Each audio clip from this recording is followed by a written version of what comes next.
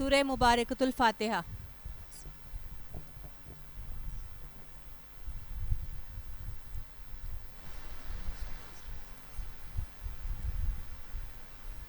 اعوذ باللہ من الشیطان الرجیم، بسم اللہ الرحمن الرحیم۔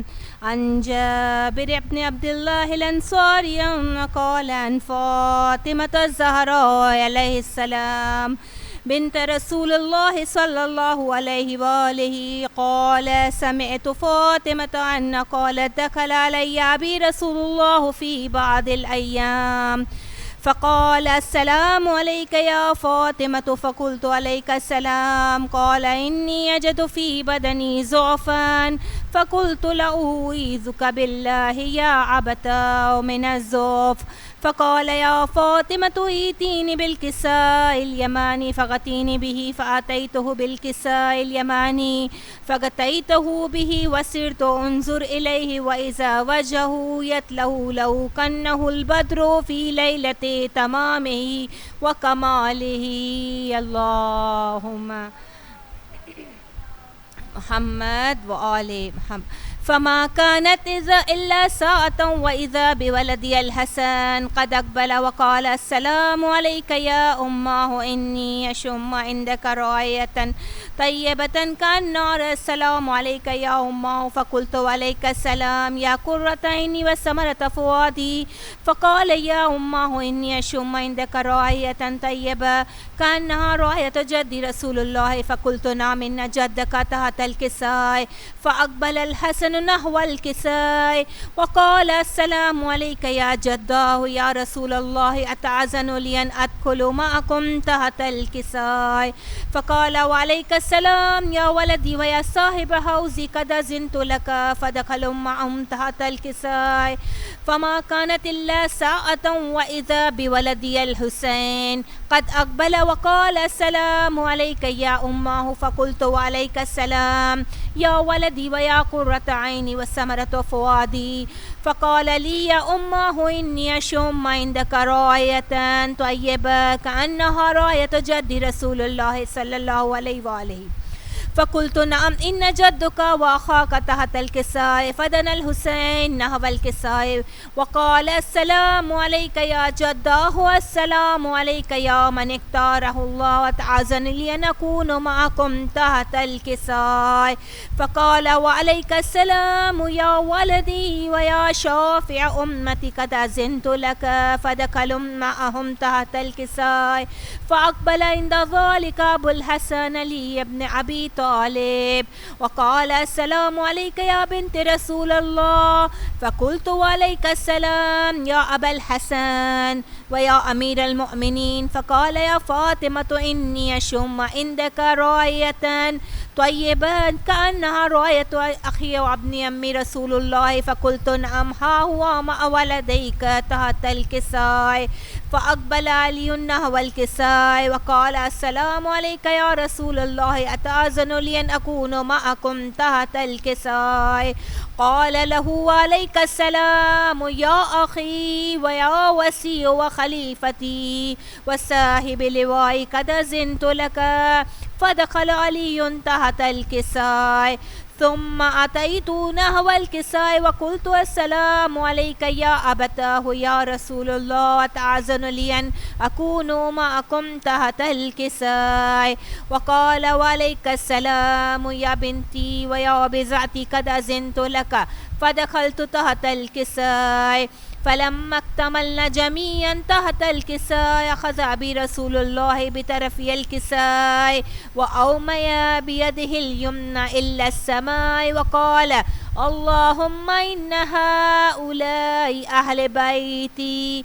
وخاصتي وحامتي، لحمهم لحمي ودمهم دمي، يؤلمني ما يؤلمهم ويحزنني ما يحزنهم، أنا حرب لمن حاربهم وسلم لمن سالمهم، وعدو لمن عاداهم ومحب لمن أحبهم إنهم مني وأنا منهم فاجعل صلواتك وبركاتك ورحمتك وغفرانك ورضوانك علي وعليهم واذهب عنهم رجسا وطاهرهم تطهيرا. الله.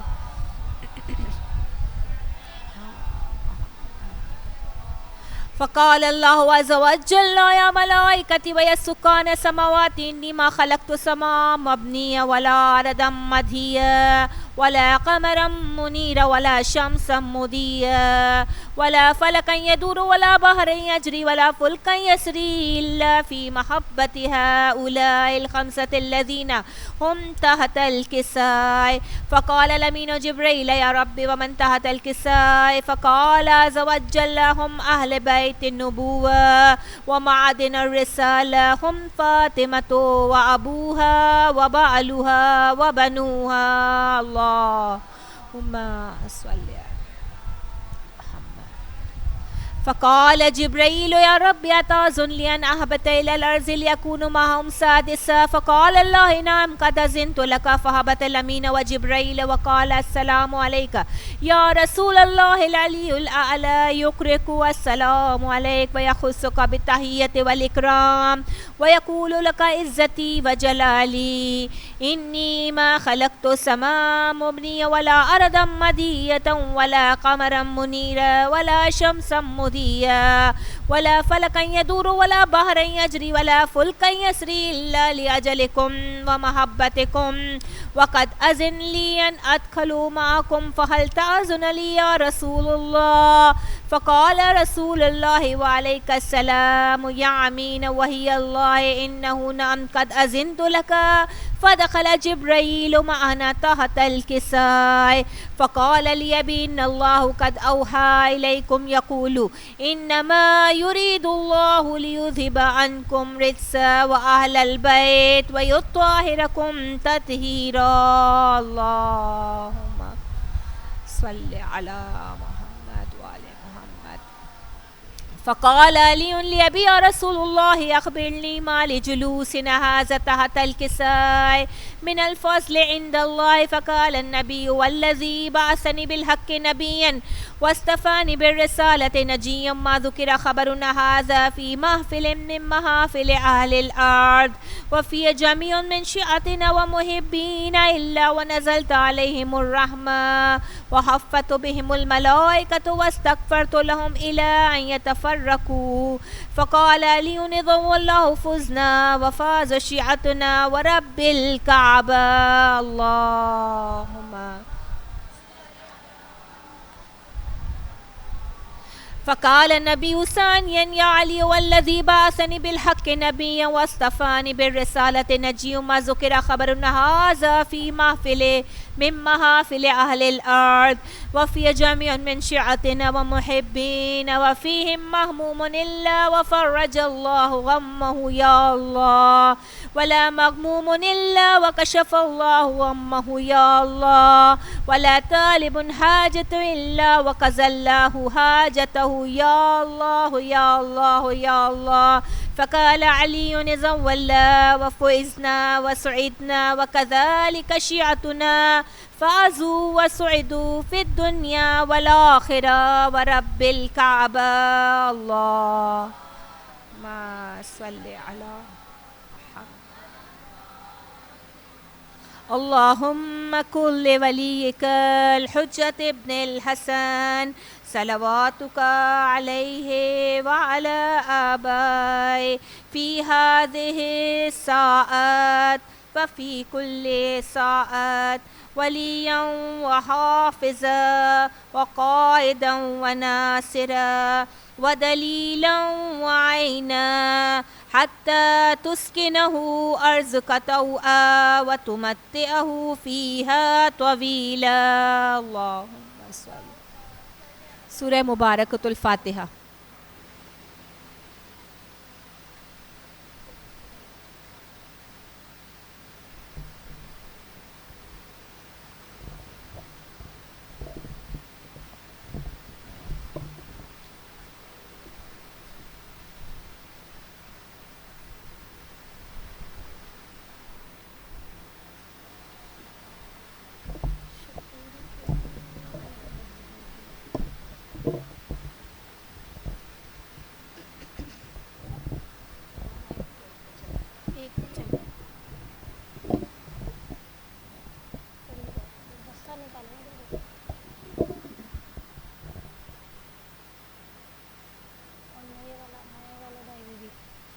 بر محمد و آل محمد بلند تر صلوات.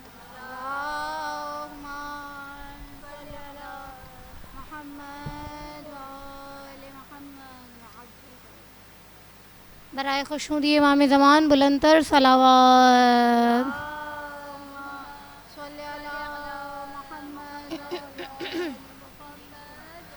ایک حسین آیا تھا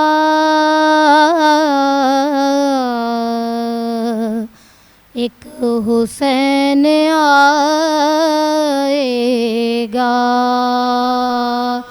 ایک حسین آیا تھا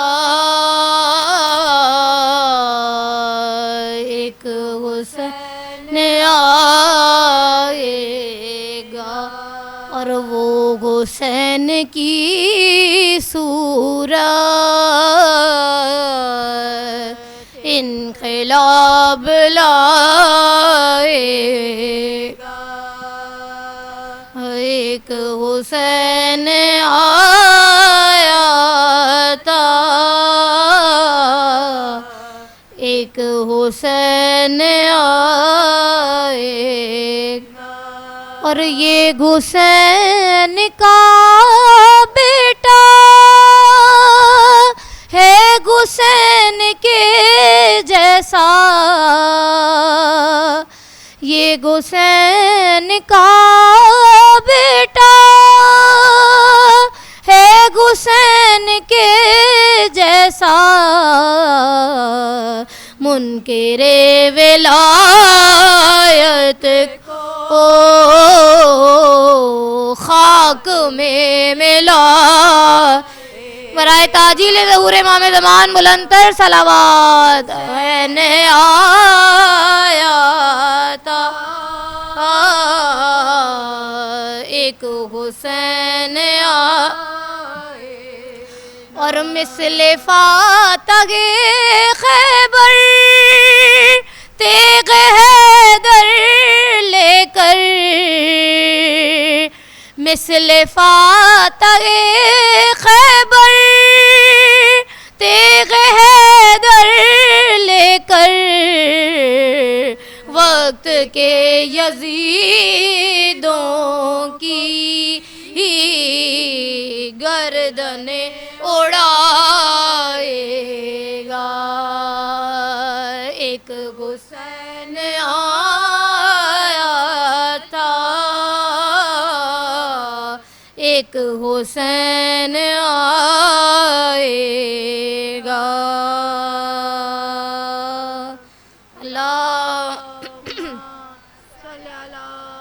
محمد و آل محمد برائے خوشنودی سید الشہداء بلند سے بلند تر صلوات. اللہ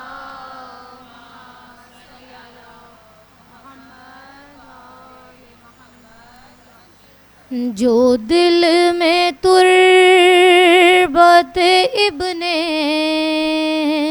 علی بناتا ہے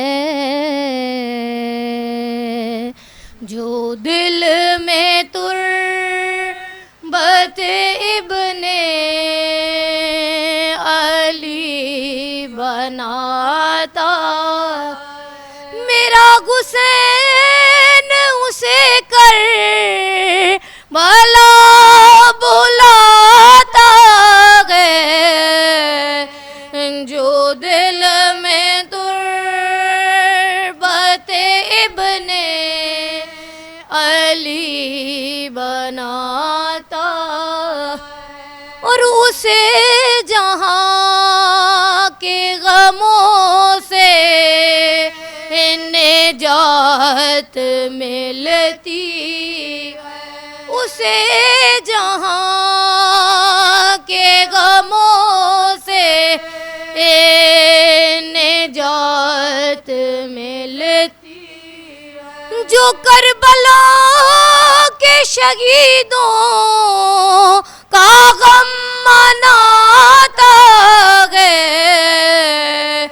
جو دل میں تربت ابن علی بناتا اور دعائیں آتی گئے دینے اسے حسین کی دعائیں آتی گئے دینے اسے حسین کی جو اس غریب کا فرش عذاب چاہتا ہے جو دل میں تربت ابن علی بناتا اور کہاں گئے سب کے مقدر میں مجلس شب کہاں گئے سب کے مقدر میں مجلس شب حسین جس کو بلاتے ہیں وہ ہی آتا ہے جو دل میں تربت ابن علی بناتا نصیب اس کا جگاتی ہے فاطمہ زہرا نصیب اس کا جگاتی ہے فاطمہ زہرا جو اشک شاہ کے غم میں کوئی وغاتا ہے جو دل میں تربت ابن علی بناتا میرا حسین اسے کر بھلا بلاتا ہے جو دل میں تربت ابن علی بناتا ہے اللہم صلی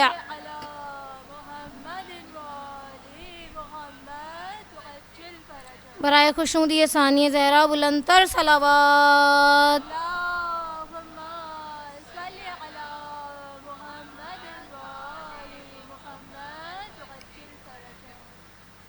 بار دیگر نعرہ صلوات اللہ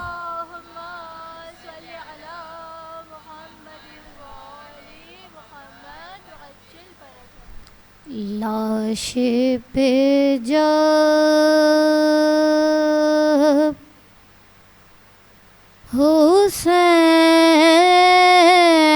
حسین کے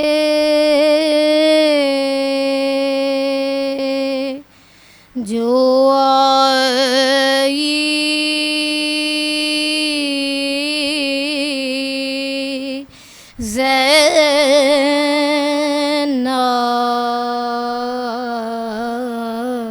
زینب لاش پہ جب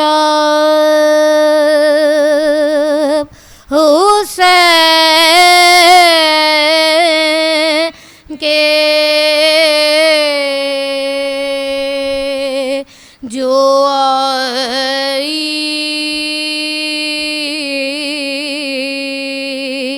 زینب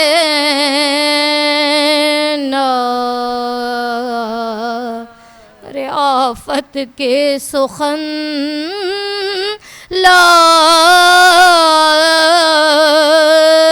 پہ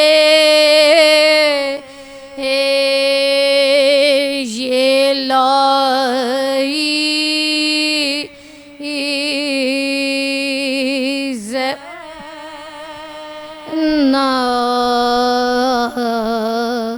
ارے بھائی نہ ملے گا مجھے سا بھائی بھائی نہ ملے گا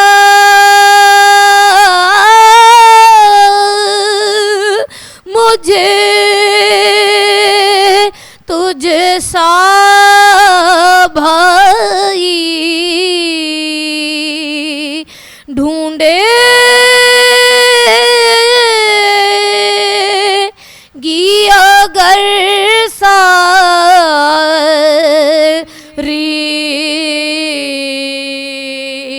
خدائی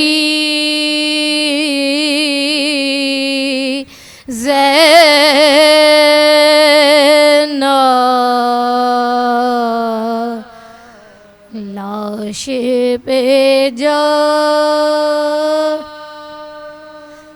بہن کے سامنے کاٹا گیا حسین کا سر ارے بہن کے سامنے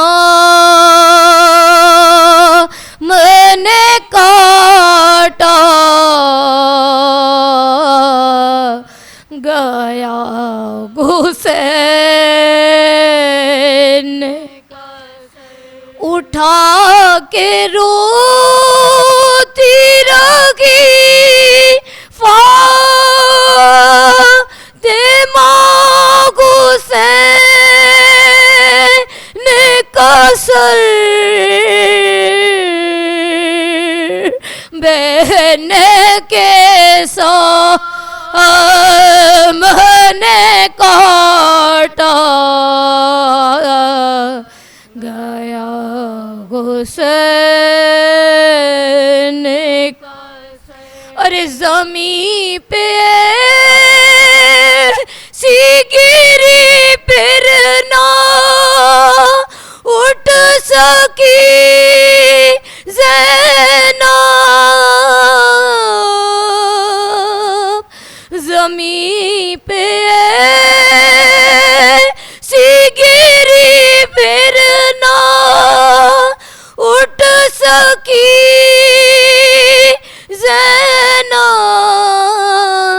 زینب جب اس کے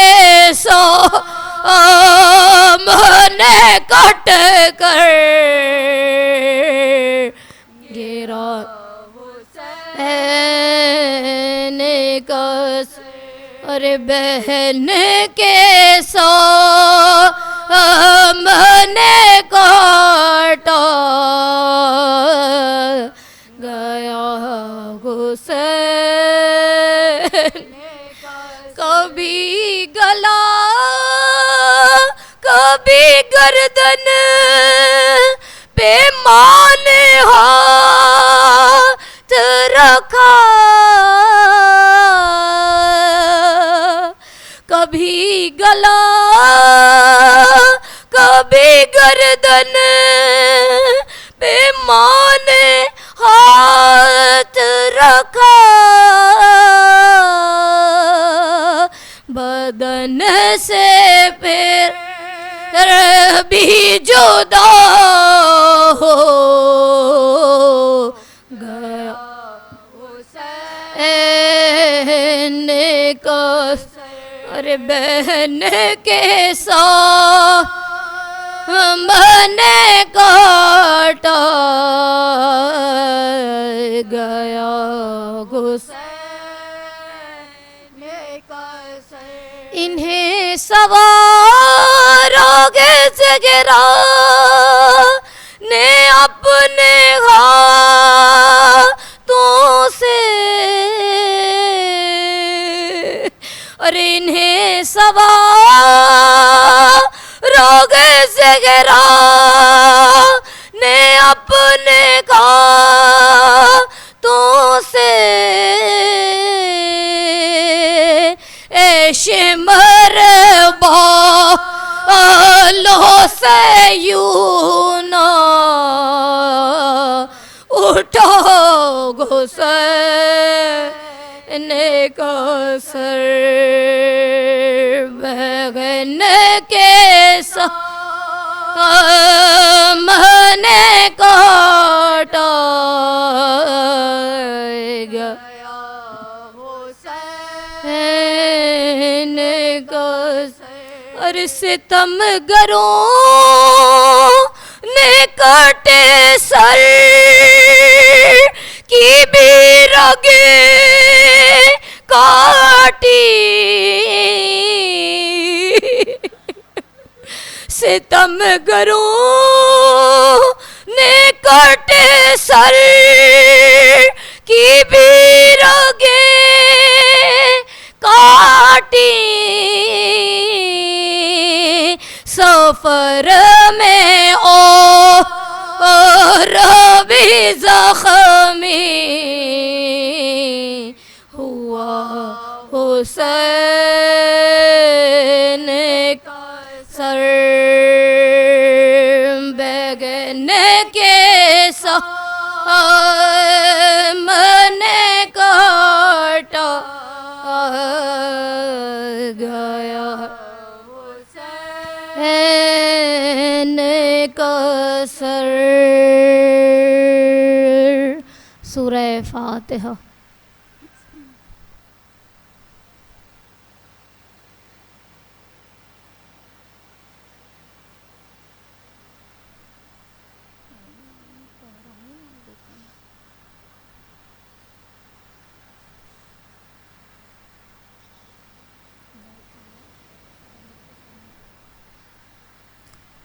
جب رخصت حسین کا ہنگام آیا گیا رے آئے زمین پا گھوڑے سے سجدے میں سر قاتل وہ آستین چڑھاتا ہوا اور بالی پہ روگے سید نے سر پٹا خنجر پھرا تو ماں کا کالے جا گولا گئے اور زہرا کی گود میں سر اور زغرا کی گود میں سر شبیر کا اور قرآن کے محافظ یا ور چلے عباس و قاسم اکبر چلے اور حد گئے کہ چھ مہینے کے اصغر چلے اب کیا رہا کہ سب پیغمبر چلے لاشیں پڑی گئے گنج شاگیدہ کی آگم اور قرآن بھی کر گیا قرآن بھی کر گیا ہے باقی اور فرمایا رو کے دیتے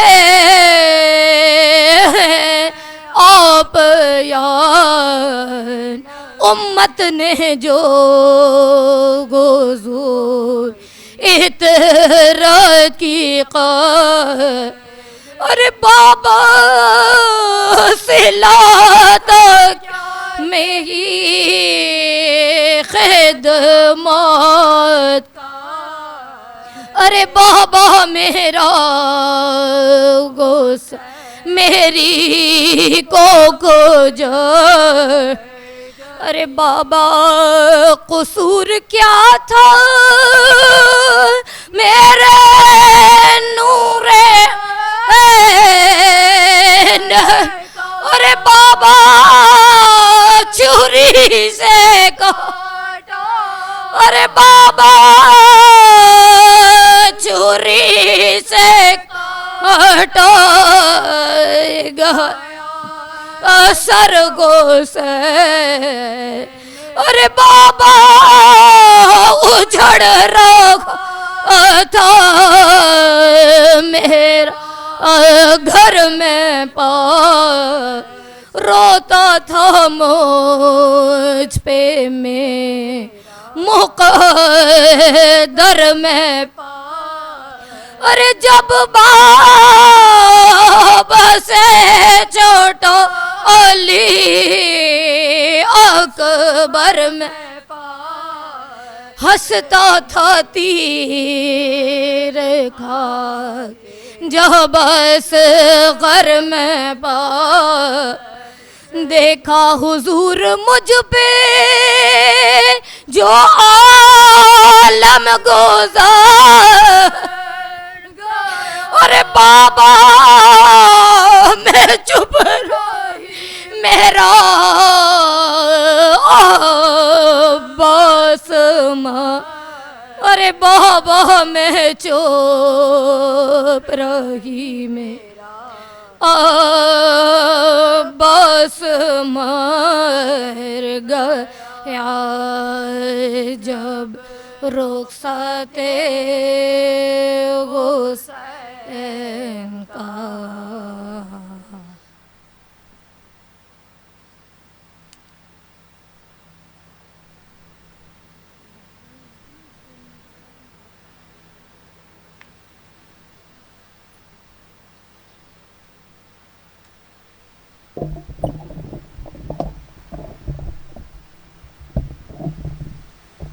برخشنود امام زمانہ بآواز بلند صلوات۔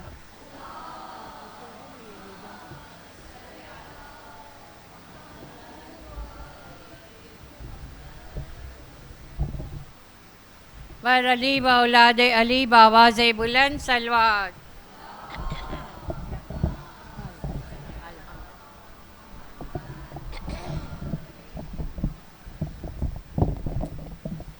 آپ بہنوں سے گزارش ہے ابھی سے تھوڑا تھوڑا آگے آ جائیے تاکہ بعد میں پھر پریشانی نہ ہو۔ بر محمد و آل محمد صلوات۔ اللہم صل علی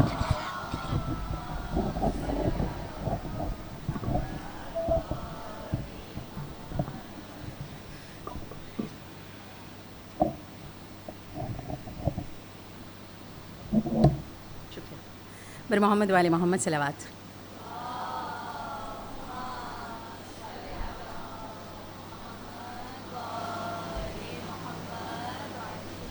برائے ظہور تاجیل امام زمانہ بلند تر صلوات۔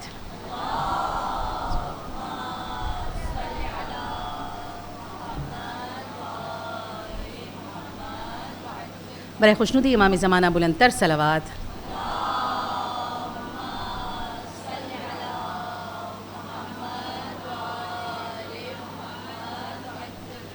سورہ فاتحہ۔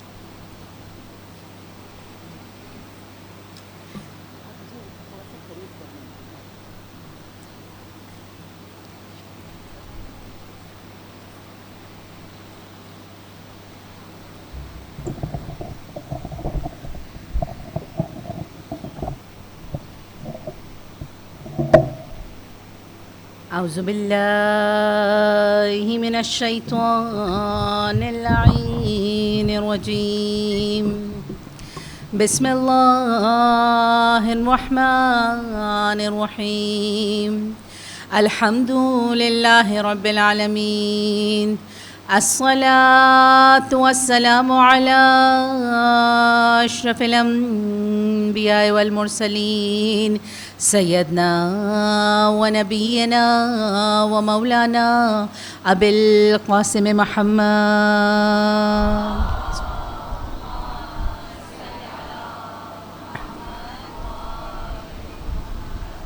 وعلى آل بيته الطيبين الطاهرين المعصومين سيما بقية الله في الأرضين وعلى لعنة الله على قوم الظالمين أفوض أمري إلى الله إن الله بصير بالعباد صلوات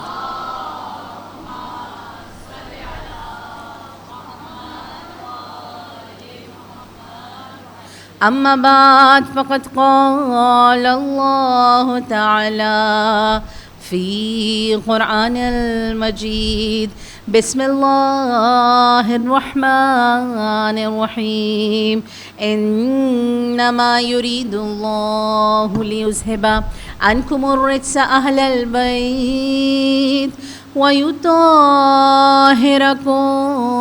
تطهيرا.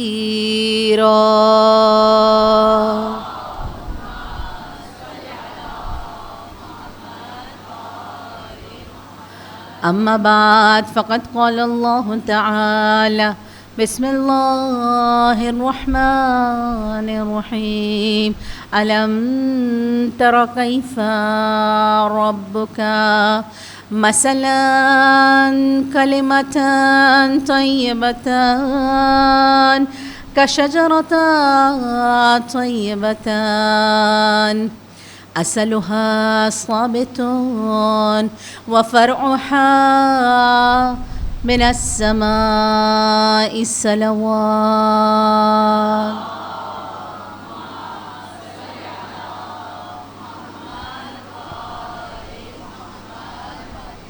تمام تعریفیں خدائے پاک و برتر کے لیے ہیں جو رحمان ہے، جو رحیم ہے، اپنی بے بہا نعمتیں عطا کرنے والا ہے.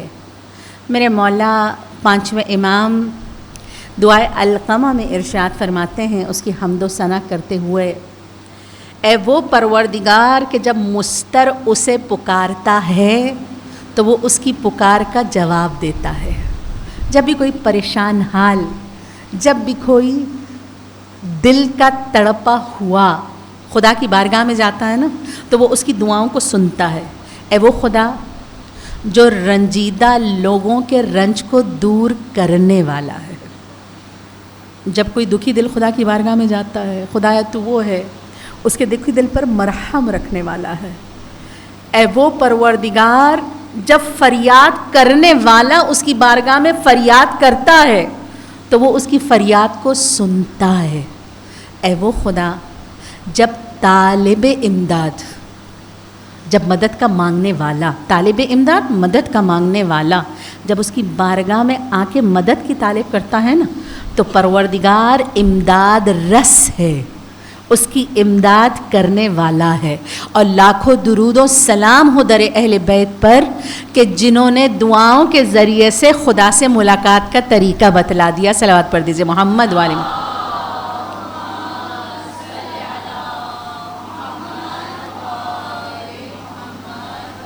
اذان گرامی،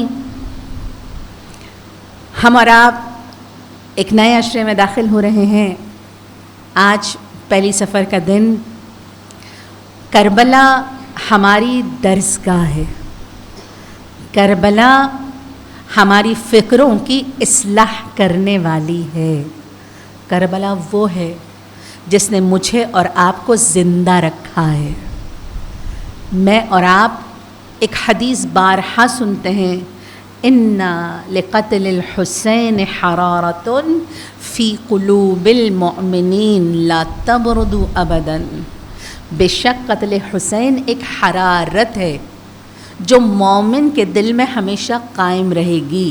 لا تبرد ابدا، جو کبھی بھی یعنی تا قیامت جو بجھنے والی نہیں ہے. اب مجھے آپ سے ایک سوال کرنا ہے، زندگی کی علامت حرارت نہیں ہے؟ جیسی ہی زندگی میں یہ حرارت ختم ہو، ہم کیا کہتے ہیں؟ مردہ ٹھنڈا ہو گیا. اچھا فقہی مسئلہ بھی ہے نا. فقہی مسئلہ کیا ہے کہ اگر مردے کا جسم ٹھنڈا ہو جائے پھر اس پر ہاتھ لگایا تو غسل مس میت. جب تک گرم ہے زندگی کی علامت, زندگی کی حسرات, زندگی کی حرارت. اور ہمیں یہ حرارت کہاں سے مل رہی ہے؟ ہمیں یہ حرارت کون دے رہا ہے؟ آپ دیکھیے قومیں مر گئیں, کچھ زندہ ہوتے ہوئے مری ہوئی ہیں. اور زندہ کون ہے؟ آج دنیا نے دیکھ لیا زندہ ہونے والے فقط حسین کے عاشق ہیں. زندہ ہونے والے مجلس حسین میں بیٹھنے والے ہیں. زندہ وہ ہیں جو حسین کا نام لینے والے ہیں. اچھا پہلی محرم سے آپ مجالس میں جا رہے ہیں, آپ کو کس نے دعوت دی مجالس کی؟ ہم دنیا میں کہیں پر بھی جاتے ہیں نا, ہم دعوت ناموں پہ جاتے ہیں. آپ نے کبھی سوچا مجلس حسین کی دعوت کس نے بلایا آپ کو اور کب بلایا آپ کو؟ خدا علامہ طالب جوہری کو کروٹ کروٹ نصیب کرے جنت, ان کے درجات بلند کرے. انہوں نے ایک بہت خوبصورت مقالہ لکھا اور اس میں وہ لکھتے ہیں, کہا جب اللہ نے دیکھیے بڑی دقیق بات کرنے جا رہی ہوں, آپ کی توجہ کی طالب ہوں. کہا جب اللہ نے جناب ابراہیم کو حکم دیا کہ خانہ کعبہ کو تعمیر کریں, جب خانہ کعبہ تعمیر ہو گیا آپ نے خانہ کعبہ کو اللہ کے حضور پیش کیا, فرمایا ابراہیم اب لوگوں کو اس کی طرف دعوت دو, اب لوگوں کو حج کی طرف بلاؤ. آپ نے فرمایا حلموا الی الحج, حج کی طرف آؤ. کہا یہ جب صدا بلند ہوئی نا, حضرت ابراہیم کی یہ صدا اتنی عجیب تھی کہ یہ صرف زندوں نے نہیں سنی. حضرت ابراہیم کی اس صدا کو عالم ارواح میں سنا گیا. حضرت ابراہیم کی اس صدا کو شکم مادر میں جنین نے سنا, بچے نے سنا. حضرت ابراہیم کی اس صدا کو صلبوں میں ارواح نے سنا. کہا جس نے لبیک کہا نا, جس نے حضرت ابراہیم نے کہا حج کی طرف آؤ, سب ارواح نے سنا. کہا جس نے لبیک کیا وہ حج کے لیے جاتا ہے, وہ حج کے لیے جاتا ہے. کہا دوسری صدا وارث ابراہیم نے دی تھی کربلا میں کھڑے ہو کر, اور وہ صدا کیا تھی؟ حل من ناصر ینصرنا. کہا یہ وہ صدا تھی جو صرف زندوں کے کان میں نہیں گئی, جو عالم ارواح میں گئی, جو پشت کی صلبوں میں گئی, جو شکم مادر کے بچے اور جنین نے سنی. کہا جس نے اس آواز پر لبیک کہا آج مجلس حسین میں موجود ہے. کس نے بلایا؟ کس نے بلایا؟ آپ نے اس دعوت پر لبیک کہا. کہا تیسری آواز بتاؤں؟ اچھا چلیں, دو آوازیں کون سی تھیں؟ جناب ابراہیم کی حج کی آواز, دوسری آواز حل میں ناصر ینصرنا کی آواز جس کا جواب مجلس حسین ہے. تیسری آواز کہا جب مولا حسین امام سید سجاد سے ملنے کے لیے گئے اور امام سید سجاد سے ملے, مولا نے بیان فرمایا بلغ للشیعتنا سلام, اے سید سجاد میرے شیعوں کو میرا سلام پہنچا دینا. آج آپ یہاں پر بیٹھے ہیں نا, امام حسین آپ سے اتنی محبت کرتے ہیں, آخری ملاقات تک میں آپ کو نہیں بھولے. مولا حسین نے آخری ملاقات میں بھی آپ کو پیغام دیا ہے, اے سید سجاد میرے شیعوں کو میرا سلام پہنچا دینا. کہا یہ وہ سلام تھا جو عالم ارواح میں بھی سنا گیا. اب مجھے بتائیے سلام کا جواب دینا واجب ہے یا واجب نہیں ہے؟ واجب ہے نا. کہا آج جو مجلس حسین میں بیٹھتا ہے مجلس کے آخر میں سلام کہتا ہے, اور سلام کہہ کے کہتا ہے مولا آپ نے اس وقت سلام بھیجا, آج میں اس کا جواب دینے اور آپ کو سلام کرنے کے لیے مجلس حسین میں آ گیا. میں اور آپ کس کے بلاوے پر آ رہے ہیں؟ ہم عالم ارواح کی اس آوازوں کا جواب دینے آ رہے ہیں جب ہم نے دعوت حسین پر لبیک کہا، جب ہم اور آپ نے سلام حسین پر لبیک کہا، تو یہ مجلس نہیں ہے، یہ مجلس امام حسین کی دعوت پر لبیک کہنا ہے. یہ مجلس انسانیت کے دربار میں ظلم کے خلاف آواز ہے. یہ مجلس ہمارے نظم و ضبط کا حصہ ہے. کس نے سکھایا مل کے رونا؟ کس نے سکھایا مل کر بیٹھنا؟ کس نے سکھایا منظم ہو کر مجلس حسین میں بیٹھنا اٹھنا چلنا؟ حسین ابن علی نے. اذان گرامی، وہ مولا حسین آج جس کی خاطر میں اور آپ آئے ہیں. راوی کہتا ہے ایک شخص آیا امام حسین کے پاس، امام کے پاس آ کے کہتا ہے مولا ہمارے قبیلے کے کچھ لوگ دشمن کے پاس گئے ہیں، دشمن نے ان کو انعام بھی دیا، دشمن نے اکرام بھی دیا. اب جانتے ہیں مولا کیا کہتے ہیں؟ تم کیوں نہیں گئے؟ تم کیوں نہیں گئے؟ کہا مولا ہم کیوں نہیں گئے؟ کیونکہ ہمیں دنیا نہیں چاہیے، ہم دنیا کے طالب نہیں ہیں مولا. مولا کہتے ہیں تم کو اس سے زیادہ ملے گا. کہا مولا ہم جو آپ کے پاس آئے ہیں نا 2 وجوہات ہیں. اچھا آپ خود کو ٹٹولیے، یہ وجوہات آپ کے اندر ہیں یا نہیں ہیں؟ کہا مولا ہم جو آپ کے پاس آئے ہیں نا، ایک پہلی چیز قربت داری رسول اللہ، اجر رسالت کی ادائیگی کے لیے آئے ہیں. رسول اللہ نے جو ہم سے اجر رسالت مانگا ہے نا، ہم رسول اللہ کے اس اجر رسالت کی ادائیگی کے طور پر قرب رسالت لینا چاہتے ہیں. ہم قرب رسالت کے لیے آئے ہیں.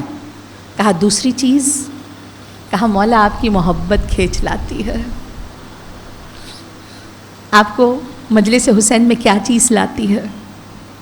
کیا عشق حسین نہیں ہے؟ مولا ہمیں آپ کا عشق، مولا ہمیں آپ کی محبت جو مجلس حسین میں کھینچ کر لاتی ہے. مولا ایک بات بتائیے، جسے دنیا چاہیے تھی وہ دشمن کے دربار میں گیا، اسے دنیا مل گئی. مولا ہم آپ کی محبت میں آپ کے پاس آئے، کیا ہمیں کچھ ملے گا؟ کیا ہمیں کچھ ملے گا؟ کہتے مولا حسین نے نا زمین پر کچھ لکیریں کھینچی، انگلی سے امام نے لکیریں کھینچی اور ایک دفعہ سر اٹھا کے اسے دیکھا. مولا کہتے ہیں قصیر من طویل، لمبی چوڑی باتوں میں سے مختصر، یعنی بات بہت طویل ہے، قصہ بہت زیادہ ہے، لیکن اگر میں مختصر کر کے اسے بیان کروں، تم اور میں، جو بھی میرے عشق میں میرے پاس آئے گا نا، مولا نے ہاتھ اٹھایا اور انگلیاں یوں کی. مولا نے انگلی اٹھائی اور انگلیاں یوں کی. کہا وہ اور میں محشر میں ایسے ہوں گے، جو میری محبت میں میرے پاس آ رہا، جو دشمن کے پاس نہ جائے، جو ہماری محبت میں آئے نا، میں اور وہ. سوچئے مجلس حسین میں بیٹھے ہیں، عشق حسین میں آئے ہیں. یہ مجلسیں کہاں لے جا رہی ہیں؟ یہ مجلسیں ہمیں ساتھ حسین دلوا رہی ہیں. صرف امام حسین کا ساتھ؟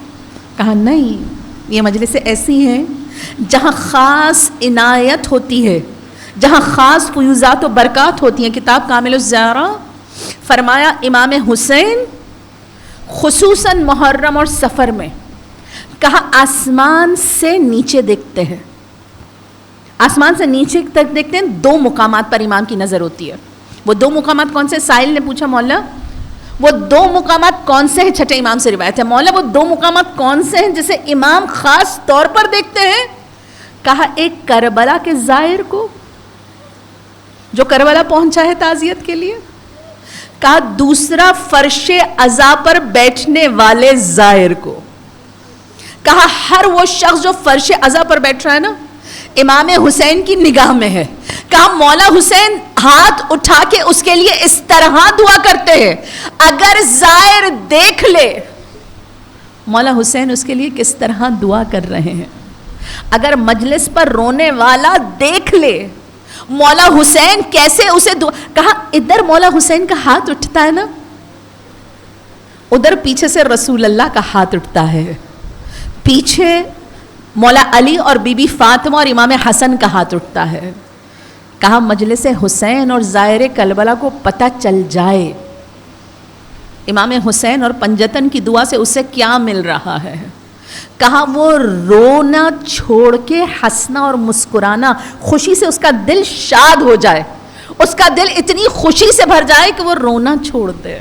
یہ مجلس حسین ہے جو مجھے اور آپ کو امام کی نگاہ میں ڈال رہے ہیں. کیسے؟ کہا بغداد میں ایک بہت بامعرف, ایک بہت معرفت رکھنے والے, عرفان رکھنے والے خطیب تھے. کیا نام تھا؟ شیخ حسام.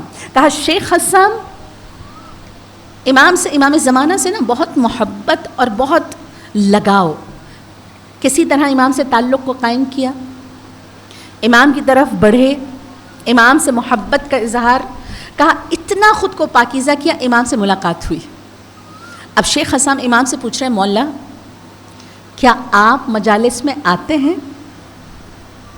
مولا کیا آپ مجالس میں لوگوں کو دیکھتے ہیں؟ کہا ہم لوگوں کو دیکھتے ہیں, پہچانتے ہیں, مجالس میں آتے ہیں, اور بالخصوص الخاص بعض مجلسوں میں جانا بہت پسند کرتے ہیں. شیخ حسام مولا آپ بعض مجالس میں جانا پسند کرتے ہیں؟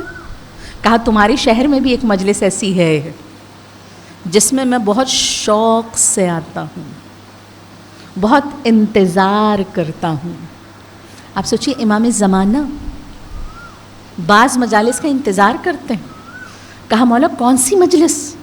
کہا بغداد کے فلاں محلے میں ایک خاتون کراتی ہیں. کون کرا رہا ہے؟ خاتون. کون کرا رہا ہے؟ عورت. امام اتنے قدردان ہیں. کہا بغداد, اچھا اب چونکہ بغداد کے ہیں ایک ایک گلی محلے کو جانتے ہیں, اس گلی محلے میں پہنچے, اور جب اس گلی میں پہنچے دیکھا ایک بوڑھی خاتون بیٹھی ہیں, ان سے جا کے پوچھتے ہیں آپ فلاں خاتون کو جانتے ہیں؟ وہ کہتے ہیں میں ہی وہ خاتون ہوں. کہا میرا نام شیخ حسام ہے, میں امام حسین کی مجالس پڑھتا ہوں. کہا شیخ حسام آپ کو کون نہیں جانتا, آپ شہر کے مشہور عالم ہیں, آپ کو پورا شہر جانتا ہے, میں جانتی ہوں آپ کو. کہا میں آپ سے ایک درخواست کرنے آیا ہوں. کہا کیا درخواست ہے؟ مجھ سے, میں اتنا ادنیہ اہل بیت کا اتنا بڑا عالم آ کے مجھ سے درخواست کر رہا ہے. کہا کیا درخواست ہے؟ کہا آپ کوئی مجلس کرتی ہیں؟ کہا ہاں میں مجلس کرتی ہوں. کہا میں آپ سے درخواست کرنے آیا ہوں کہ کیا اس سال آپ کی مجلس میں پڑھ سکتا ہوں؟ کیا میں پڑھوں آپ کی مجلس؟ کہا شیخ حسام میں بہت معذرت خواہ ہوں, میرے گھر کچھ دنوں بعد ہی مجلس ہے, اور میں ذاکر سے جو پڑھنے والا ہے اس سے بات اور عہد کر چکی ہوں. اب میں اپنے عہد سے پلٹ نہیں سکتی ہوں کیونکہ میں کسی سے بات کر چکی ہوں. کہا چلیں ٹھیک ہے, آپ نے اس سے عہد کر لیا ہے, اس سے بات کر لی ہے, لیکن اتنا کریں کہ کیا میں آپ کے گھر کی مجلس میں شرکت کر لوں؟ کہا میں اس کے لیے بھی معذرت خواہ ہوں. کہا کیوں؟ کہا آپ نے جو شرکت کے لیے کہا ہے, میرے گھر میں جو مجلس ہوتی ہے وہ زنانی مجلس ہے, وہ مردانی مجلس نہیں ہے, اس وجہ سے زنانی مجلس میں آپ کو بلا نہیں سکتی ہوں, میں قاصر ہوں کہ میں آپ کو بلاؤں. کہا اچھا اتنا تو کر سکتی ہیں, میں باہر بیٹھ کے دروازے پر مجلس سن لوں, میں باہر بیٹھ کے دروازے پر سن لوں. اچھا شیخ جاننا چاہتے تھے کیا ہے خاص بات؟ کہا میں دروازے پر بیٹھ کے مجلس سن لوں. کہا اجازت ہے, آپ دروازے پر بیٹھ کے سن سکتے ہیں. شیخ حسام کہتے ہیں پوری مجلس میں بیٹھا رہا, میں دروازے پر. کہا میں نے ایک چیز نوٹ کی, دریاں بچھانے سے لے کے جوتے رکھنے تک, کہا ہر چیز بہت خلوص اور عبادت کی طرح کی جا رہی ہے. کہا ہر چیز ایسے عبادت کی طرح لوگ کر رہے ہیں نا جیسے بہت, کہا ہر چیز میں بہت روحانیت, بہت برکت, بہت مختلف قسم کی فضا ہے. کہا مجلس ختم ہوئی. شیخ حسام سمجھ گئے کہ کرنے والا بہت خلوص سے کر رہا ہے, اس کے خلوص کا نتیجہ ہے جس کی وجہ سے امام زمانہ اس مجلس میں شرکت کر رہے ہیں۔ شیخ حسان مجلس کے بعد کہتے ہیں اے خاتون میں آپ سے ایک درخواست کرنا چاہتا ہوں۔ کہا کیا درخواست ہے؟ کہا میری درخواست یہ ہے کہ آپ مجھے اس مجلس میں جتنا خرچہ ہوا ہے نا، آپ کے ذاکر کے پیسے، چاندنیوں کے پیسے، کھانے کے پیسے، ڈیکوریشن کے پیسے، کہا جتنا سامان آیا ہے میں ہر چیز دینے کے میں چاہتا ہوں کہ اس مجلس کا پورا خرچہ میں اٹھا لوں۔ کہا یہ سننا تھا، وہ خاتون رونے لگی۔ کہا اے شیخ آپ نے میرے ساتھ انصاف نہیں کیا، اے شیخ آپ نے میرے ساتھ انصاف نہیں کیا۔ کہا کیوں؟ لوگ تو خوش ہوتے ہیں کہ اس کی مجلس بڑی ہو، اور لوگ خوش ہوتے ہیں کہ اس کے مجلس کا کوئی خرچہ اٹھائے۔ کہا نہیں، کہا میں پورے سال صرف نوکری کرتی اس وجہ سے ہوں کہ میں اپنے گھر میں مجلس حسین کر سکوں۔ کہا یہ میری طرف سے ایک چھوٹی سی خدمت ہے آقا حسین کی نظر میں، یہ میں امام حسین کے لیے ایک خاص پورے سال پیسے جمع کر کے مجلس، اللہ مجھے توفیق دیتا ہے کہ میری نوکری، میری محنت، اس کے بعد میں امام حسین کو ایک چھوٹا سا تحفہ مجلس کی صورت میں دیتی ہوں۔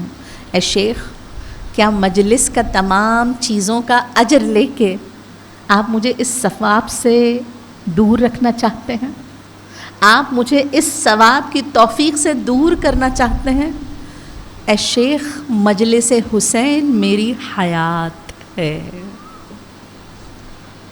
یہ مجالس امام حسین نگاہ امام حسین کا مرکز بناتی ہیں مومن کو، یہ مجالس حسین ہیں جو مجھے اور آپ کو زندہ رکھتی ہیں، یہ مجالس حسین ہیں کہ اس کی ایک ایک چیز بی بی فاطمہ الزہرا اور امام زمانہ کی نگاہ میں ہے۔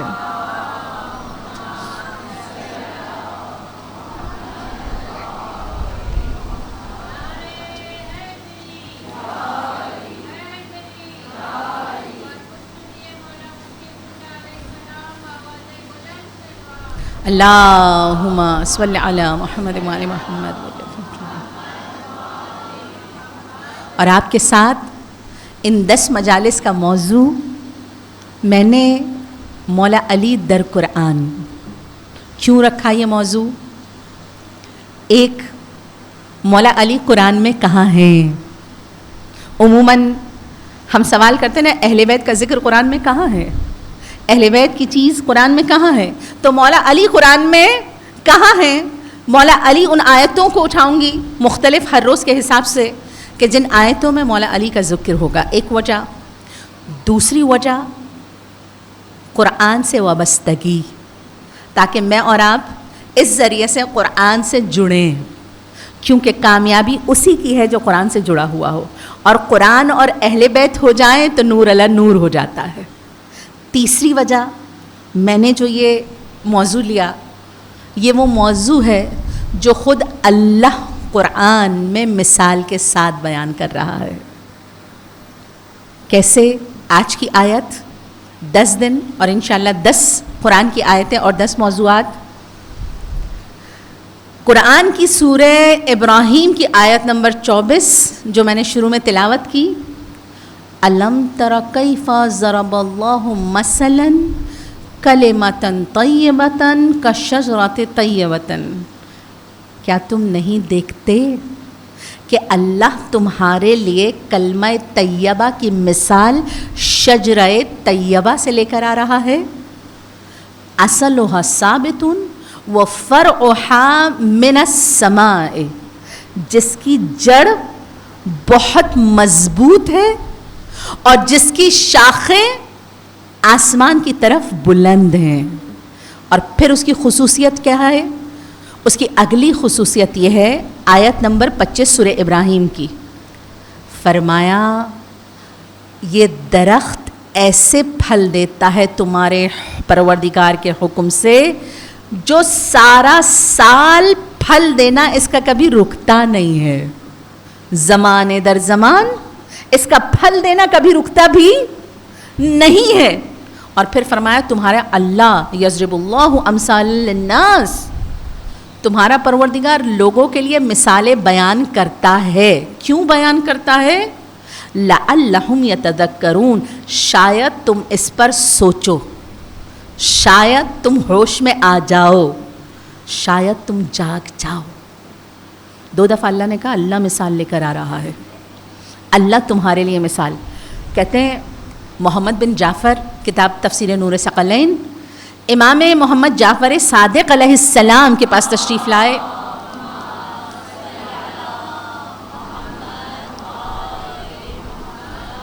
فرمایا مولا خدا قرآن میں کہہ رہا ہے کلمہ طیبہ مثل شجرہ طیبہ کی طرح ہے.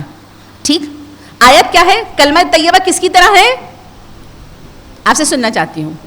کلمہ طیبہ کس کی طرح ہے؟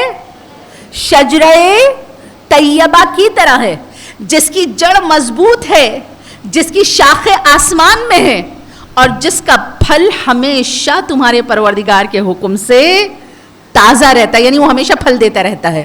ٹھیک، مولا یہ کون سا درخت ہے؟ یہ کون سا درخت ہے کہ جس کی مثال کلمہ طیبہ کی طرح ہے؟ یہ کون سا درخت ہے جس کی جڑیں مضبوط اور شاخیں آسمان پر ہیں اور ہمیشہ پھل دیتا ہے؟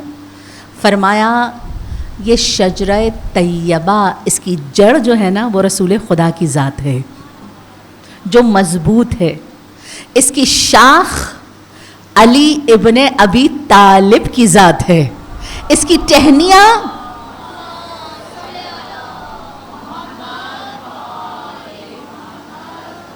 اس کی شاخ علی ابن ابی طالب ہے، اس کی ٹہنیاں ائمہ طاہرین ہیں، اور وہ پھل جو اللہ کے حکم سے ہمیشہ جاری رہتا ہے. یعنی یہ درخت ایسا نہیں ہے جس پر کبھی پھل نہ ہو، وہ پھل علم اہل بیت ہے جس سے ہمیشہ استفادہ کیا جاتا ہے، جو ہر زمانے میں وہ علم تازہ رہتا ہے. پھر کہا جانتے ہو اس درخت کے پتے کون ہیں؟ اچھا جڑ کون ہے؟ شاخ کون ہے؟ ٹہنیاں کون ہے؟ اور پھل کیا ہے؟ علم اہل بیت. کہا جانتے ہو اس کے پتے کون ہیں؟ کہا مولا کون ہیں؟ دیکھیے اہل بیت نے کبھی آپ کو نہیں بھولا. ابھی میں نے کہا تھا نا امام آخری سلام کے لیے آئے، اور آخری سلام میں بھی آپ کو یاد رکھا ہے. آپ اس آیت کے اندر بھی موجود ہیں. کہتے ہیں نا ہم قرآن میں کہاں ہیں؟ آپ قرآن میں مولا بیان فرماتے ہیں اس درخت کے پتے ہمارے چاہنے والے ہیں. جب کوئی ہمارا چاہنے والا پیدا ہوتا ہے اللہ شجر طیبہ میں ایک پتے کا اضافہ کر دیتا ہے، اور جب ہمارے چاہنے والوں میں کوئی مرتا ہے اس درخت سے ایک پتا گر جاتا ہے. سوچئے اہل بیت کون ہے؟ شجر طیبہ. مثال کیا ہے؟ کلمہ طیبہ. کیوں اللہ نے شجر طیبہ کی مثال کلمہ طیبہ سے دی؟ اب مجھے بتائیے کلمہ طیبہ نہ ہو کسی کی زندگی میں تو کیا ہے اس کی زندگی میں؟ پھر امام حسین کا وہ جملہ ہے جسے تو نہ ملا اسے کیا ملا، اور جسے تو مل گیا اس سے کیا نہیں ملا. دیکھیے اللہ مل گیا نا، سب سے اہم چیز خدا کی ذات ہے، اور اس خدا کی ذات کی محبت کو راسخ کیا ہے در اہل بیت نے مخلوق. کبھی دعاؤں کے ذریعے سے، کبھی عمل کے ذریعے سے، کبھی اخلاق کے ذریعے سے، کبھی تفسیر کے ذریعے سے، کبھی قربانی کے ذریعے سے، یہ اہل بیت نے راسخ کیا ہے. اب اللہ نے اہل بیت کو کلمہ طیبہ نہ ہو زندگی میں، اچھا کچھ حاصل ہے؟ کلمہ طیبہ اعمال کی قبولیت کا سبب ہے. کلمہ طیبہ نہ ہو، کوئی بہت اچھے اعمال کر لے، ٹھیک، کوئی بہت اچھے اعمال کر لے، مجھے آپ بتائیے کیا اس کے اعمال خدا کی بارگاہ میں قبول ہیں؟ کافر ہے، بہت چیریٹی ورک کرتا ہے، ٹھیک ہے، بہت چیریٹی ورک ہے زندگی میں، لیکن اللہ کے وجود کا منکر ہے. اب کیا ہوگا؟ اب کیا ہوگا؟ آخرت میں حصہ ہے؟ نہیں. کلمہ طیبہ آخرت میں حصے کا حقدار بناتا ہے. خدا رحمان ہے، اس کے اعمال کو ضائع نہیں کرے گا. فَمَن يَعْمَلْ مِثْقَالَ ذَرَّةٍ خَيْرًا يَرَهُ. اللہ مثقال کے برابر بھی کسی کی نیکی کو ضائع, چاہے وہ کافر کی چاہے مومن کی ہو, اللہ اس کے بدلے میں اس کو کیا دے گا؟ وہ جو دنیا میں کر رہا ہے چیریٹی ورک, وہ جو دنیا میں اچھائی کر رہا ہے, اللہ اس کے صلے میں دنیا کو اس کے لیے آسان کر دے گا.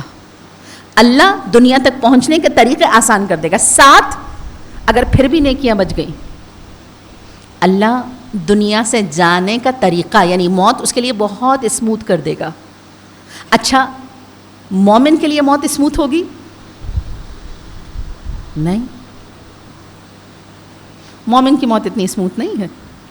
کیوں نہیں ہے؟ ہم دیکھتے ہیں نا, میں ہمیشہ دیکھتی ہوں کہ اگر کسی مومن کی حالت احتضار سخت ہے, ہم ایک جملہ کہہ دیتے ہیں, اب پکڑا گیا, اب پکڑا گیا. یہ جو زندگی میں اتنے گناہ کیے تھے نا, اب اللہ نے پکڑ لیا. ہاں پکڑ لیا, لیکن اس کا ایمان زیادہ ہے. پکڑ لیا لیکن اللہ اس سے محبت زیادہ کرتا ہے. کہا اللہ جب کسی سے محبت کرتا ہے تو 3 چیزوں سے ظاہر ہوتا ہے. اب امام فرما رہے ہیں, پہلی چیز کا ایک دم سے کاروبار میں اگر کریش ہو, ڈاؤن فال ہو, ہمارے لوگ کیا کہتے ہیں؟ ہمارے لوگ اب مذاق اڑانا شروع کرتے ہیں, ہمارے لوگ اب بات کرنا شروع کرتے ہیں. امام کہتے ہیں یہ اللہ کی محبت کی علامت ہے.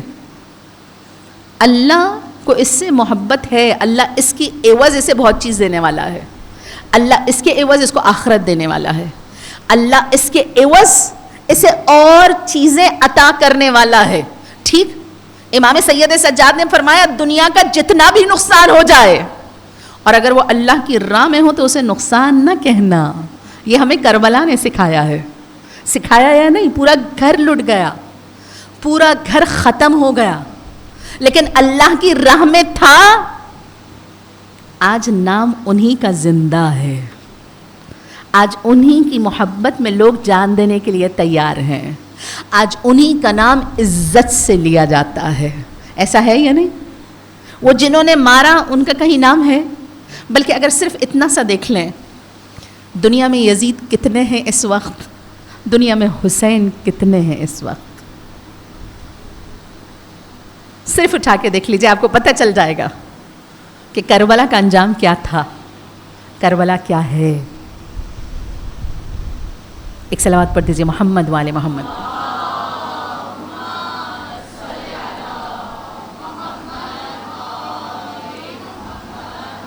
جیسے کلمے کے بغیر خدا کوئی اعمال قبول نہیں کرتا.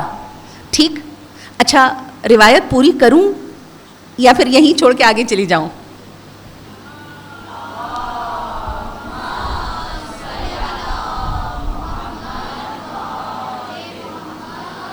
ہمارے ہاں ڈاؤن فالو لوگ کہتے ہیں اب پکڑا گیا. اہل بیت کہتے ہیں اللہ اس سے محبت کرتا ہے تو نقصان ہوا ہے. نقصان بھی ہو نا, یہ اللہ کی محبت کی علامت ہے. اللہ اس کو یاد کرتا ہے. ٹھیک, کہا دوسری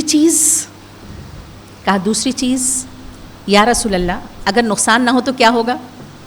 کہا اگر نقصان کسی کو نہ ہو تو دیکھنا اس کو بیماری آ جائے گی, اس کی کوئی صحت کے پرابلمز ہو جائیں گے. جب خدا محبت کرتا ہے تو جسم میں کوئی نہ کوئی بیماری ڈال دیتا ہے. ٹھیک, اچھا ہمارے ہاں طویل بیماری کھچ جائے, لوگوں کی باتیں بھی طویل ہو جاتی ہیں. ہوتا یا نہیں ہوتا؟ اور بات بالکل الٹ ہے. مولا بیان فرما رہے ہیں, رسول خدا بیان فرما رہے ہیں, اگر کوئی ایسی بیماری ہے جو طویل کھنچ رہی ہے خدا کی محبت کی علامت ہے. اچھا کیوں محبت؟ بیماری سے محبت کا کیا تعلق؟ سوچیں, بیماری سے محبت کا کیا تعلق؟ بیماری میں سب سے ادنا بیماری بخار ہے یا نہیں؟ بیماری میں سب سے ادنا بیماری بخار ہے. کہا جس کو بخار ہو جائے اس سے گناہ ایسے جھڑنے لگتے ہیں جیسے خزاں میں درخت سے پتے جھڑنے لگتے ہیں. سوچئے, سب سے ادنا بیماری کا یہ حال ہے. بیماری جیسے جیسے بڑھتی ہے نا, خدا گناہوں کو اس سے جھاڑ رہا ہوتا ہے. کہا پھر کسی نے سوال کیا, یا رسول خدا بیماری بھی نہ آئے, اسے مال کا نقصان بھی نہ ہو, پھر خدا کی محبت کیسے پتہ چلے؟ کہا پھر خدا اس پر حالت احتضار کو سخت کر دیتا ہے. مومن کا حالت احتضار اگر سخت ہو نا تو کبھی نہ کہیے گناہ میں پکڑا گیا، جملہ بدل دیجئے. جملہ کیا کہیے؟ اللہ اس سے محبت کرتا ہے. ٹھیک. اب مجھے ایک بات بتائیے، اگر دنیا میں کوئی بیماری لگ جائے اور گناہ جھڑ جائیں، یہ زیادہ آسان ہے یا قبر میں آگ کے ساتھ اس کی دھلائی ہوتی رہے؟ دیکھیے دھونے کا طریقہ الگ ہے. یہاں پر بیماری یا آنسو دھوتے ہیں، قبر میں گناہ جو ہیں وہ آگ دھوتی ہے اور محشر میں عذاب دھوتا ہے. ٹھیک. سب سے آسان طریقہ کون سا ہے؟ سب سے آسان طریقہ یہ دنیا والا ہے. خدا نہیں چاہتا مومن گناہوں کے ساتھ میرے پاس آئے. خدا نہیں چاہتا مومن وہ جو تھوڑے گناہ اس نے کیے ہیں نا ان کے ساتھ وہ دنیا میں میرے ساتھ آئے، دنیا سے جائے. تو خدا اس کو موت کی سختی میں مبتلا کر دیتا ہے. جب موت کی سختی آتی ہے اس کے گناہ یہیں جھڑنے شروع ہو جاتے ہیں. تو موت کی سختی بھی اللہ کی نعمتوں میں سے ایک نعمت ہے. صلوات پڑھ دیجیے محمد والے.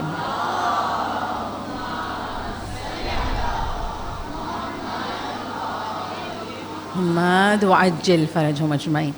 تو اہل بیت مثل کلمہ طیبہ ہے کہ اگر کلمہ طیبہ ہے تو تمام اعمال قبول ہیں. کلمہ طیبہ نہ ہو، بہت اچھے اعمال کو لے کر آیا ہے، اس کے اعمال قابل قبول نہیں ہیں. اگر اعمال نامے میں شجرہ طیبہ ہے، اہل بیت ہیں، تو اعمال نامہ قبول ہے. اگر اعمال نامے میں اہل بیت نہ ہو، اچھا ہم دیکھتے ہیں کیا پریکٹیکل لائف میں ہم نہیں دیکھتے ان کی نمازیں ہم سے زیادہ ہیں؟ آپ نہیں دیکھتے؟ دیکھتے ہیں نا. ان کی مسجد کی دوڑ ہم سے زیادہ ہے یا نہیں؟ اچھا یہ تو ماننا ہی پڑے گا نا. اچھا مانتے ہیں یا نہیں مانتے؟ مانتے ہیں نا. ان کی مسجدوں کی دوڑ ہم سے زیادہ ہے. ٹھیک. اگر حب اہل بیت نہ ہو، حب اہل بیت، رسول اللہ نے فرمایا لازم ہے تم پر، لازم ہے کہ تم اہل بیت کی محبت لے کے خدا کے حضور آؤ. کیوں؟ کہا اہل بیت کی محبت نہ ہو تو کوئی عمل خدا کی بارگاہ میں تم سے قبول نہیں ہے. کیوں قبول نہیں ہے؟ کیوں اہل بیت ہٹ گئے تو پورا دین ہاتھ سے چلا گیا؟ وجہ کیا ہے؟ آپ دیکھیے کیا وجہ ہے اہل بیت درمیان سے ہٹے تو پورا دین ہٹ گیا. اب اس کی 2-3 مثالیں آپ کے سامنے رکھتی ہوں. آپ دیکھیے اہل بیت درمیان میں سے ہٹے، خمس ہٹ گیا، اور جب خمس ہٹ گیا تو مال پاک نہیں ہوا. ٹھیک. اہل بیت درمیان میں سے ہٹے، وضو کا طریقہ بدل گیا، اور جب وضو کا طریقہ بدل گیا نماز چلی گئی. اہل بیت درمیان میں سے ہٹے، روزے کا وقت بدل گیا، اور جب وقت بدل گیا تو روزہ ہاتھ سے نکل گیا. آپ دیکھیے نہ جسم پاک ہوا، نہ عبادت پاک ہوئی، نہ مال پاک ہوا، سب چلا گیا نا. اہل بیت گئے تو پورا دین چلا گیا. اذان گرامی یہ اہل بیت ہیں. کسی نے کہا مولا مومن ہو، عقیدہ درست ہو. عقیدے پر ضرور میں اور آپ جتنا، مجھے ایک عالم کی بات بہت اچھی لگی، کہا جتنی کوشش ہم دنیا میں تعلیم پر کرتے ہیں نا، اگر ہمارا بچہ میٹرک یا اے لیولز اور او لیولز نہ کرے ہم مار مار کے کراتے ہیں. اچھا اس معاملے میں ہم کیا کہیں گے؟ ویسے ہم کہیں گے مارنا بچوں کو جائز نہیں ہے، ٹھیک ہے، لیکن اگر نہ پڑھے تو پھر ماریں گے یا نہیں ماریں گے؟ اچھا میں ابھی اس کی بات نہیں کر رہی ہوں کہ مارنا جائز ہے یا نہیں ہے، میں صرف ایک مثال دے رہی ہوں. ٹھیک ہے. اگر ایک بچہ میٹرک نہ کرے یا او لیولز نہ کرے، ٹھیک ہے، اور ماں باپ کرانا چاہتے ہیں، تو ماں باپ کیا کریں گے؟ پٹائی کریں گے یا نہیں کریں گے؟ بڑی خوبصورت مثال تھی عالم کی. کہا کہیں لکھا ہے کہ زندگی کے کسی میدان میں بالفرض فزکس اس کے کام آئے گی، اس کو انٹرسٹ ہی نہیں ہے. زندگی کی کسی میدان میں اس نے جو کیمسٹری پڑھ لی اس کے کام آئے گی. بالفرض اسے بینکر بننا ہے، کیمسٹری کام آئی؟ نہیں کام آئی نا، ٹھیک، لیکن ہم پڑھا رہے ہیں عقائد جو ساتھ لے کے جانا ہے، عقائد جو قبر میں اس کا پیپر دینا ہے، عقائد جس کا جواب قبر میں دینا ہے، واحد علم ہے جو ہمیں اپنے ساتھ لے کے جانا ہے۔ اپنے بچوں کو عقائد سے ضرور آراستہ کریں۔ کسی نے امام سے پوچھا، مولا اگر کسی کا عقیدہ درست ہو لیکن عمل میں سست ہو، ایک شخص ہے عقیدہ اتنا اسٹرانگ نہیں ہے، مضبوط نہیں ہے، ٹھیک، لیکن عمل میں بہت اسٹرانگ ہے، دونوں میں سے کون سا بہتر ہے؟ امام نے بیان فرمایا وہ جس کا عقیدہ درست ہے، عمل میں کمزور۔ کہا مولا عمل میں کمزور ہے؟ کہا یہ ایسے شخص کی مانند ہے جو ابھی سو رہا ہے، جب جاگے گا تو چلنا شروع کر دے گا، اس کا راستہ درست ہے، اس کا راستہ درست ہے، ابھی سویا ہوا ہے، جیسے ہی جاگے گا چونکہ راستہ اور ٹریک ٹھیک ہے تو فوراً سے اپنے ٹریک پر چلنا شروع کر دے گا۔ لیکن جس شخص کا راستہ غلط ہے، اب وہ جتنا تیز بھی دوڑ رہا ہے نا، اس کا ٹریک غلط ہے، وہ منزل تک نہیں پہنچ سکتا۔ سید حمیری مشہور شاعر تھے، میں یہیں سے مصائب کی طرف چلی جاؤں گی، بہت مشہور شاعر تھے، ٹھیک، دوسری صدی کے مشہور ترین شاعروں میں سے تھے، اور سید حمیری میں کچھ خرابیاں تھیں، ٹھیک، بعض اوقات شراب پی لیا کرتے تھے، لیکن مولا کے بہت عاشق تھے۔ مولا کی جو شاعری انہوں نے کی ہے نا، بہترین شاعری۔ اب آخری وقت آیا، چونکہ بہت مشہور شاعر تھے، جاننے والے چاہنے والے سب آئے، کہا لوگوں نے دیکھا سید حمیری کا چہرے کا رنگ ایک دم سے سیاہ پڑ، اچھا بہت خوبصورت انسان تھے، سرخ و سفید، لمبے چوڑے۔ کہا سید حمیری کے چہرے پر نا اچانک سے سیاہی چھانے لگی۔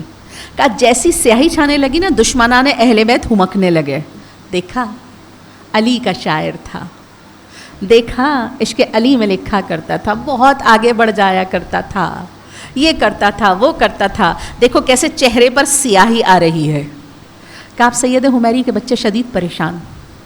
کہا کچھ دیر بعد سید حمیری کے چہرے پر نا ایک رونق کا نقطہ نمودار ہوا۔ کہا وہ نقطہ پھیلتا پھیلتا پورا چہرہ دوبارہ سفید ہو گیا، اور سید حمیری نے آنکھیں کھولیں اور کچھ اشعار پڑھے، اور میں مفہوم ان اشعار کا بیان کر رہی ہوں۔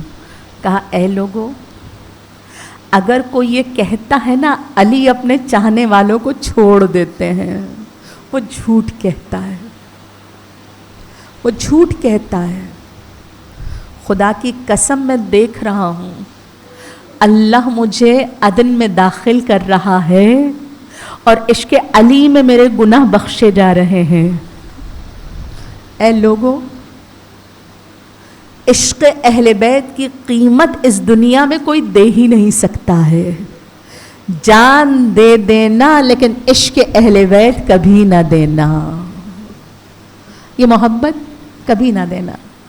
کہا یہ کہا اور ایک دفعہ کہا اشہد ان لا الہ الا اللہ حقا حقا، اشہد ان محمد عبدہ ورسولہ حقا حقا، اشہد ان علی امیر المؤمنین حقا حقا۔ کہا اس بیماری میں کھڑے ہوئے السلام علیک یا امیر المؤمنین، اور گرے اور سانس وہیں پر نکل گئی۔ کیا جملہ تھا؟ اے لوگو، اگر کوئی کہتا ہے علی مشکل میں چاہنے والے کو چھوڑ دیں تو جھوٹ کہتا ہے، وہ انسان نہیں جو علی ابن ابی طالب کو نہ دیکھے۔ مومن پکارے اور مولا نہ آئے، یہ ممکن نہیں ہے، اور بلانے کا ایک ذریعہ مجلس حسین ہے۔ آج پہلی سفر کا روایتوں کے اعتبار سے، کچھ روایتوں کے اعتبار سے میں نے تھوڑی مختلف روایتیں دیکھی ہیں، لیکن کچھ روایتوں کے اعتبار سے آج کا دن جب اہل بیت کا قافلہ دمشق میں داخل ہو رہا تھا، کہا جب دمشق میں داخل ہونے لگے نا، شادیانے تو بج رہے ہیں، بازار تو سج رہے ہیں، جناب زینب نے کہا اے شمر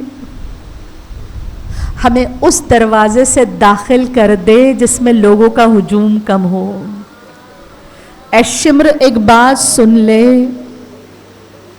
اے شمر ہمارے جو شہداء کے سر ہیں وہ آگے کر دے تاکہ لوگ ان سروں کو دیکھنے میں مشغول ہو جائیں، لوگ ہماری طرف نہ دیکھیں۔ راوی کہتا ہے کہا شمر میں اتنی دشمنی اہل بیت تھی، کہا اس قافلے کو دروازہ حلب لے کر آیا جس پر سب سے زیادہ رش ہوتا تھا، کہا شہداء کے سروں کو بیویوں کے درمیان میں رکھ کے قافلے کو آگے بڑھانے لگا۔ راوی کہتے ہیں مدینے میں میرے مولا سید سجاد نے پوچھا، مولا ہم نے سنا ہے کہ جب شام میں قافلہ داخل ہوا تو لوگوں نے دیکھا بی بی زینب کے سر سے خون نکل کے چہرے کی طرف آ رہا ہے۔ کہا مولا کیا یہ سچ ہے؟ کہا بالکل سچ ہے، میری پھوپھی کا سر اتنا زخمی تھا کہ میری پھوپھی کے سر سے شام تک جب ہم پہنچے نا، میری پھوپھی کے سر سے خون نکلتا ہوا چہرے کی سمت آ رہا تھا۔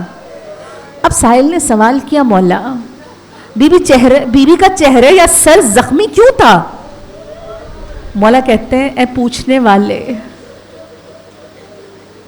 جب ہمیں سوار کیا گیا نا بے کجاوا اونٹوں پر جن پر محملیں نہیں تھیں، ماؤں کے ہاتھ باندھ دیے گئے، ماؤں کی گودوں میں ان کے بچے دے دیے گئے، کہا جب اونٹ دوڑتے تھے نا تو بچے ماؤں کی گود سے گر جاتے تھے، کہا ماں صدا دیتی تھی اے پسرے ساتھ قافلہ روک دے میرا بچہ گر گیا، کہا جیسی یہ صدا بلند ہوتی تھی نا پسرے ساتھ کی دوسری صدا بلند ہوتی تھی، اونٹوں کو اس تیزی سے دوڑاؤ کہ بعد والے اونٹ بچے کو کچل کے آگے بڑھ دے۔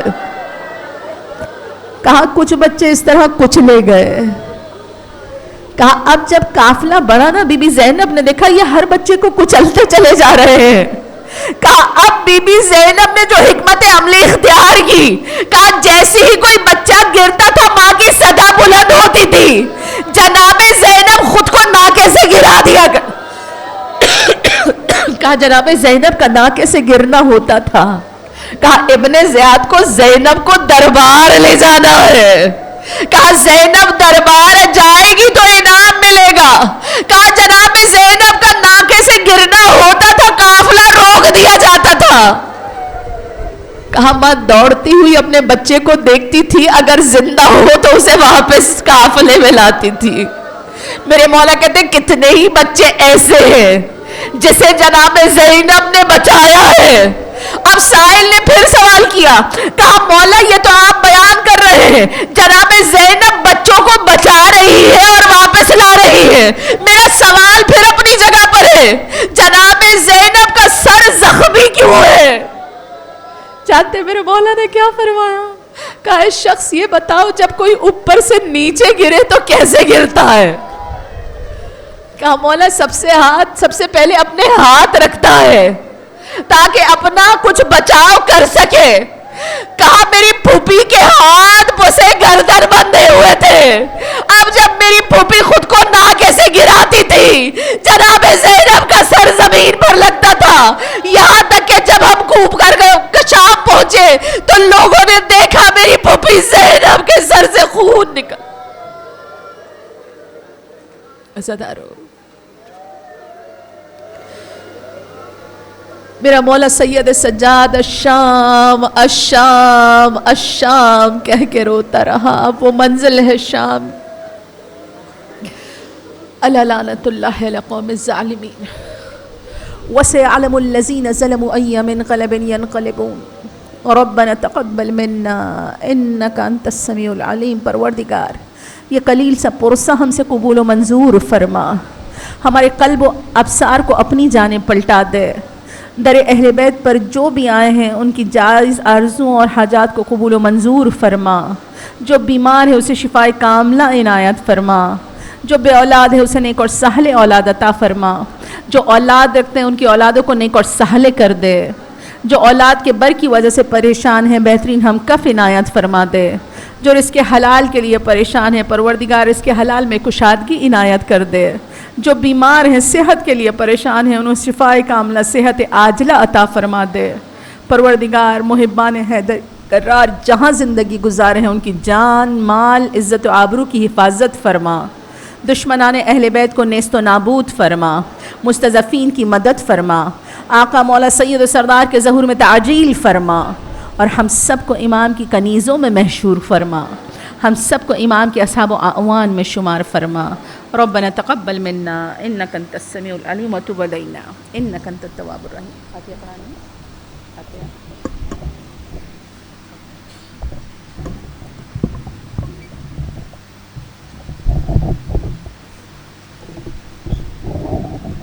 حسین حسین حسین حسین حسین حسین حسین حسین حسین حسین حسین حسین حسین حسین حسین حسین